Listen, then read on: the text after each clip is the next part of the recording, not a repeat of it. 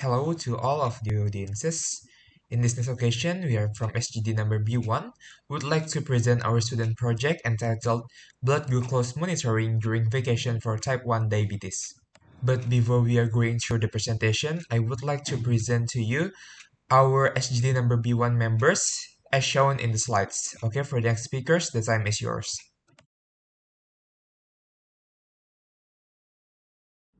Okay, so hello everyone, my name is Feruza Husniadipa with 3 last digit of student number 102. So I'm gonna explain about the background of this student project. So blood glucose monitoring is an act to measure blood glucose level to detect any undulation or abnormalities in response to daily activities, medications, diet, and pathological aspects such as diabetes mellitus.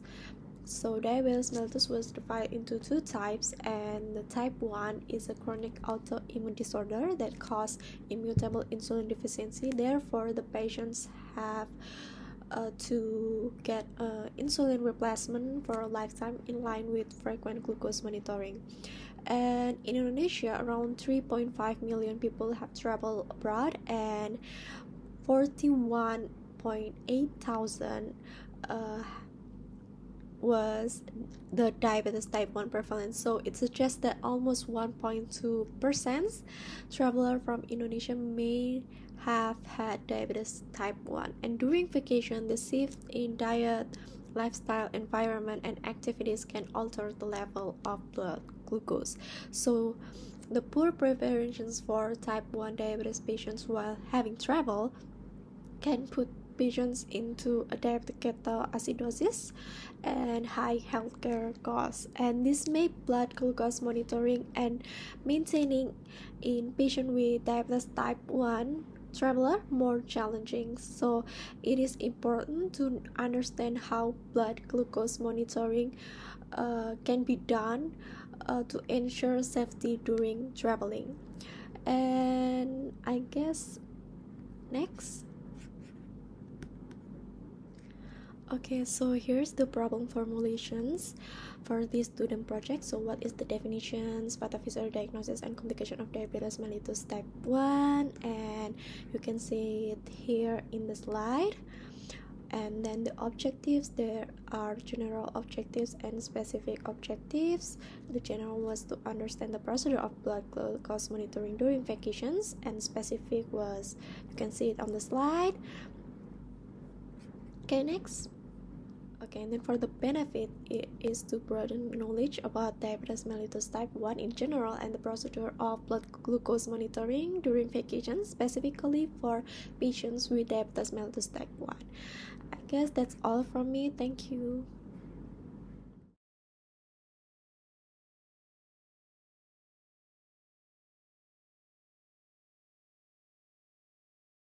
Hello, my name is Indra Pramesti with the last 3 digits of the number 208. So now I'm going to present about the definition of diabetes mellitus type 1.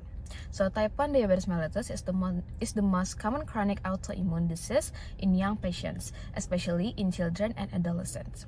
T1DM characterized by the destruction of pancreatic endocrine beta cells that are responsible for insulin production in the pancreas islet of Langerhans. As a result, the body develops insulin deficiency and hyperglycemia, with the classic trio of symptoms: polydipsia, polyphagia, and polyuria. So that's all from me. Thank you.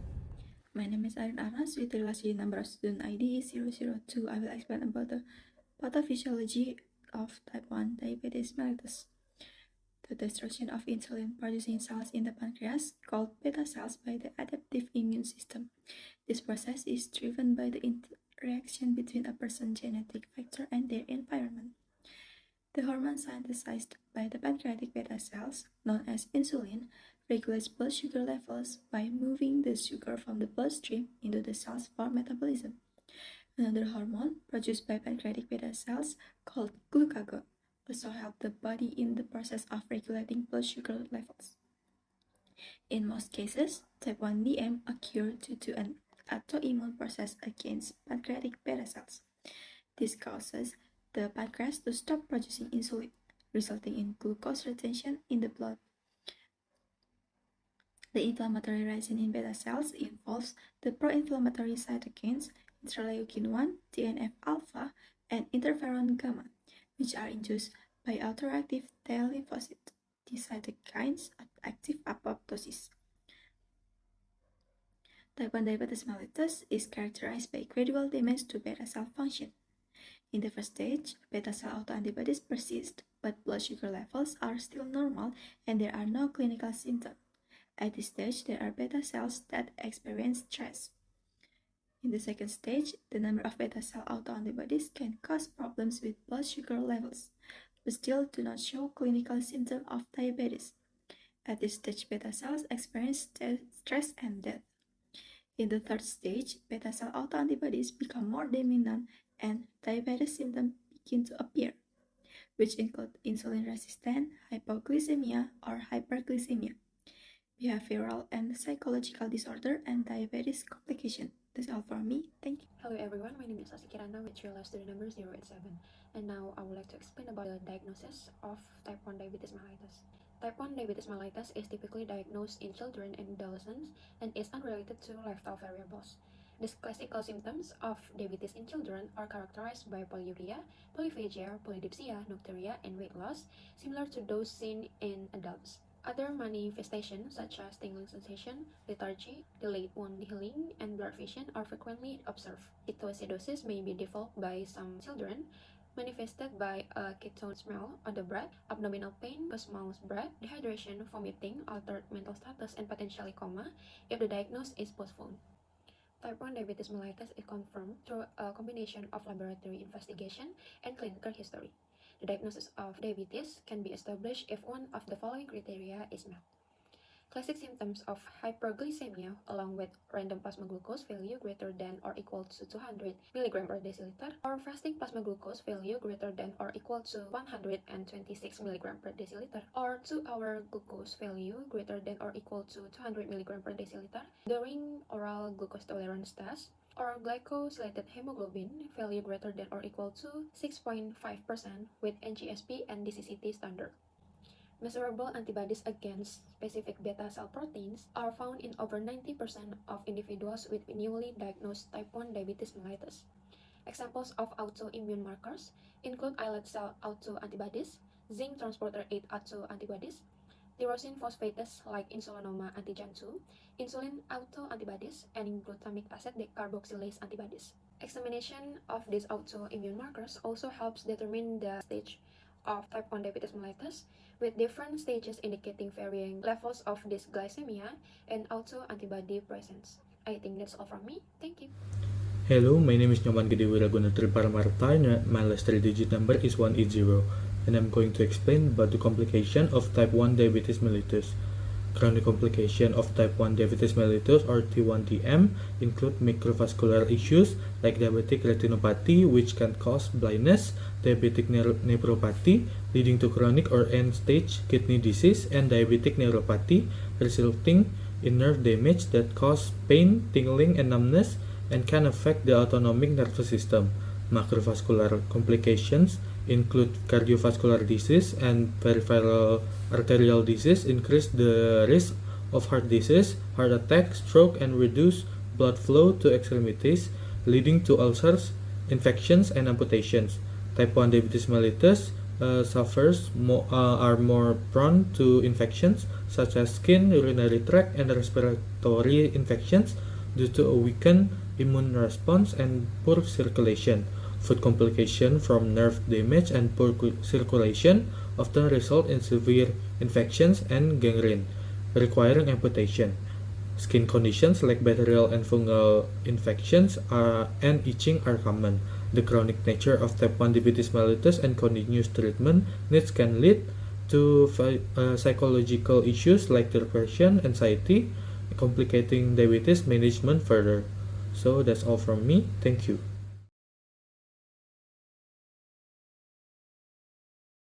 Hello, I'm Mario. The last 3 digits of my number is 123.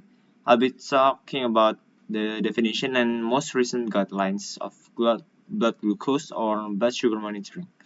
Basically, blood glucose monitoring is a procedure to identify variations of blood glucose. There are two types of blood glucose, fasting and postprandial or post-eating blood glucose. Fasting is the blood glucose level after 8 hours of the last meal, while post-eating or postprandial counts between 90 to 120 minutes after eating. The normal level of fasting blood glucose is 70 to 99 milligrams per deciliter. Meanwhile, in pre-diabetic patients, it is around 100 and 125, and lastly, in diabetic patients, it is above 125. On the other hand, normal postprandial blood glucose is below 140 milligrams per deciliter.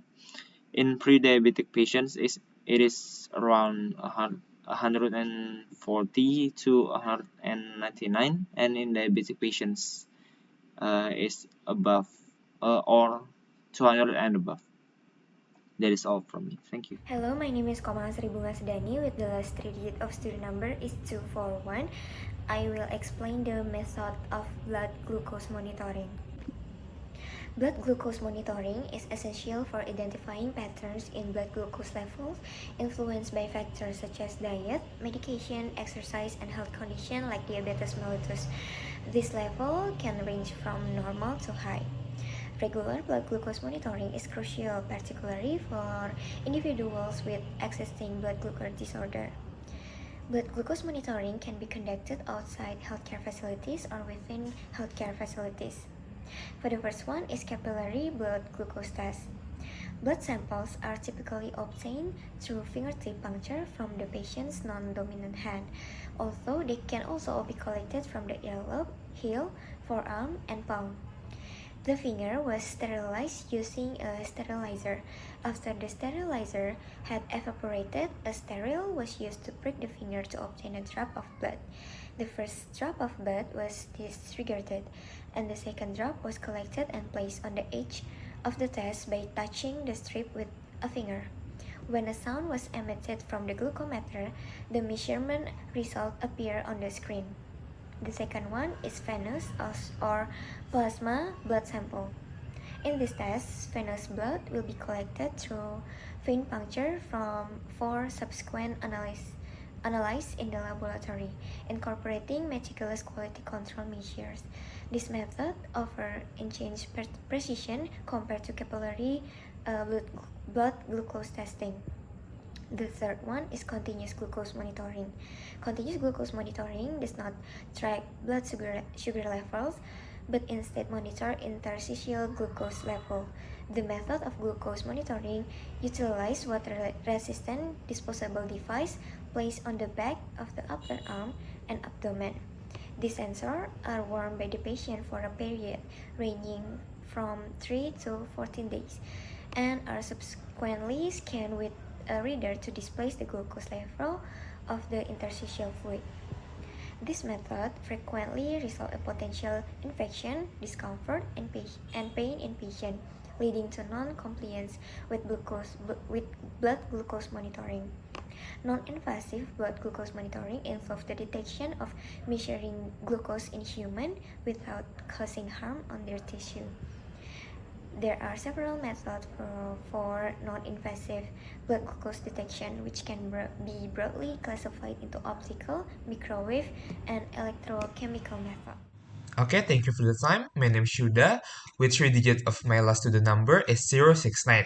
In this next occasion, I would like to explain the challenge in blood glucose monitoring on vacation.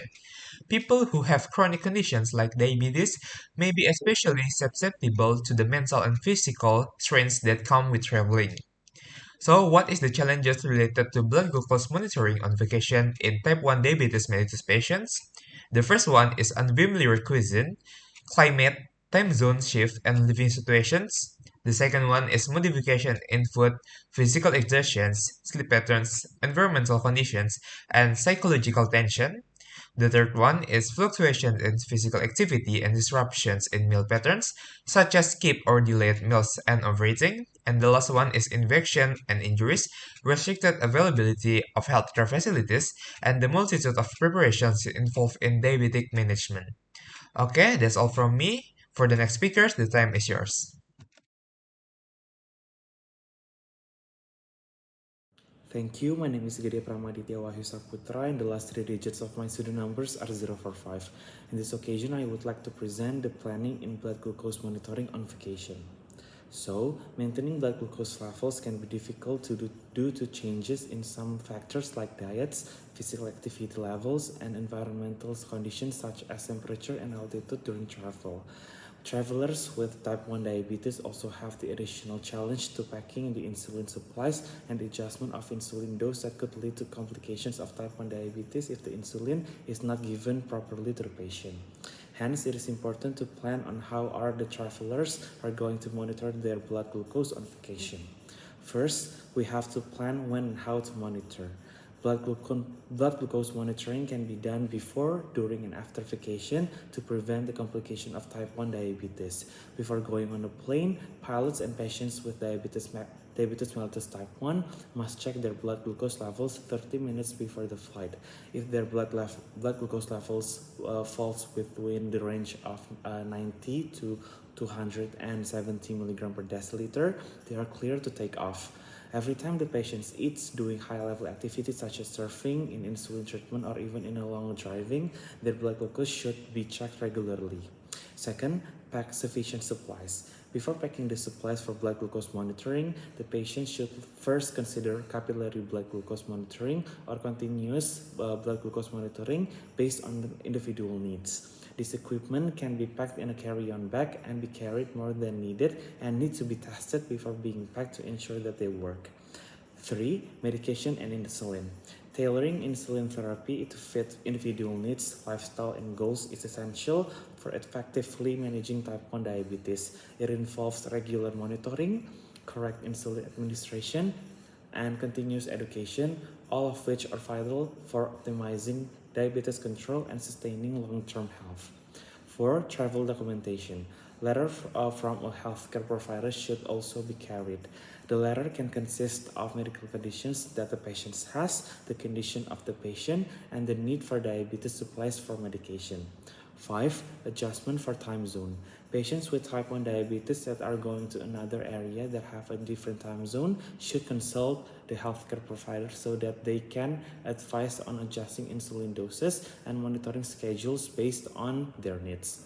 6. Diet. The patient should research first the food options in the vacation destination and plan what they should consume there. And the last one is emergency plan. The patient should list and know where the nearest medical facilities are and plan in the case of emergency due to type 1 diabetes complication. That's all from me. Thank you. I'm Gustia Gongresani Putri with last digits of my serial number R143. Will continue with techniques in blood glucose monitoring on vacations. So diabetic patients must manage their condition carefully while traveling to maintain health and prevent complications. They should carry double the amount of medical supplies they needed and monitor glucose level frequently. During flights, traditional monitors like subcutaneous glucose sensors and glucometers may be less accurate, so using a CGM is advisable. Time zone changes require schedule adjustments for medication and monitoring, especially for insulin users that travel to east and west. High elevation can affect monitor accuracy, so cross-checking with multiple devices is recommended. Diabetic travelers should also be cautious with new foods and maintain a stable diet to avoid glucose fluctuations. Maybe that's all from me. Thank you. Hello everyone, my name is Rafadi Adra Fajri with my last digit of my serial number is 244. Okay, so the technique in blood glucose monitoring on vacation. Before the patient travel, they must consult the doctor to be sure they are fit to travel and make sure that the patient have packed their diabetes supplies like blood glucose monitor, drugs, etc. And then as they travel, make sure that the patient chose the healthy food options. And then the drugs and other diabetes supplies must be in a good condition, and patient need to stay on schedule with the treatment. Lastly, patient need to check their blood glucose often. Maybe that's all from me. Continued by my partner.